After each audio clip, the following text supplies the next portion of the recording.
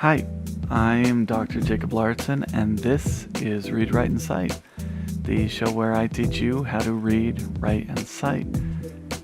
And today is day 2 of NaNoWriMo, so I thought that I would talk about that.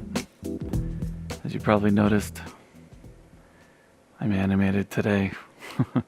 Instead of spending my time working on writing today, I got distracted, and that's actually pretty common when you've got a big writing project and pressure. Is if you're like me, you go for the low-hanging fruit. You go for the thing that's easier, more interesting. And one of the reasons why we do that is because we're not sure what to do. We're not sure what comes next.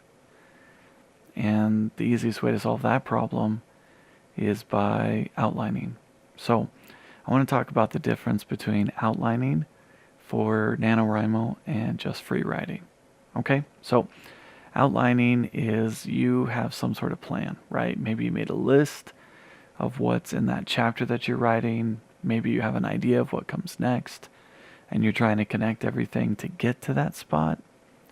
Free writing is sitting down. Maybe you have an idea, hopefully you do, but you're really relying on spontaneity and skill and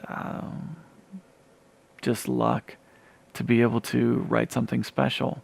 And depending on the kind of person that you are and your skill set, maybe you have that skill and you can do that, and you can just sit down at a computer and write something amazing. Some people prefer to write that way. I like to do something sort of in the middle. I like to have an idea of what I'm going to do, and then I like to be surprised with what happens.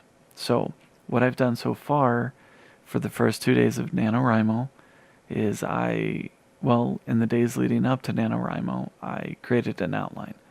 Honestly, it's not a very good outline. It's not my best work, but it gave me an idea for what my topics were, so that I could go straight at something, and then I had an idea of what I needed to do, which helped me to know when I accomplished what I was trying to do.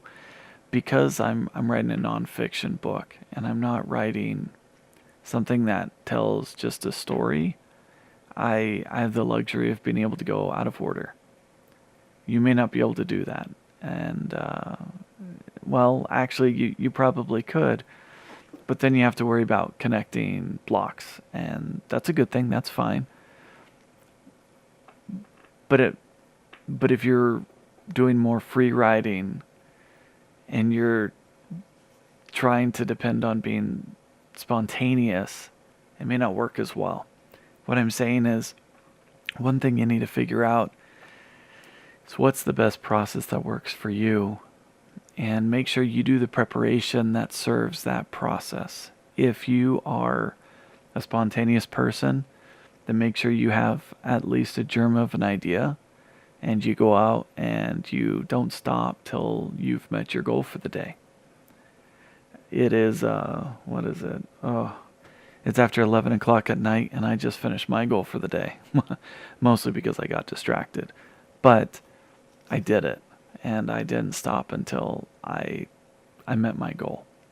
But my strategy was to outline. And in fact, it was pretty easy for me at the end of the day to sit down for just over an hour and knock out about 1,700 words. Because one, I was talking about a topic that I know really well. And two, I had an outline, which made it easier. So here are a couple of ideas. I hope they help you.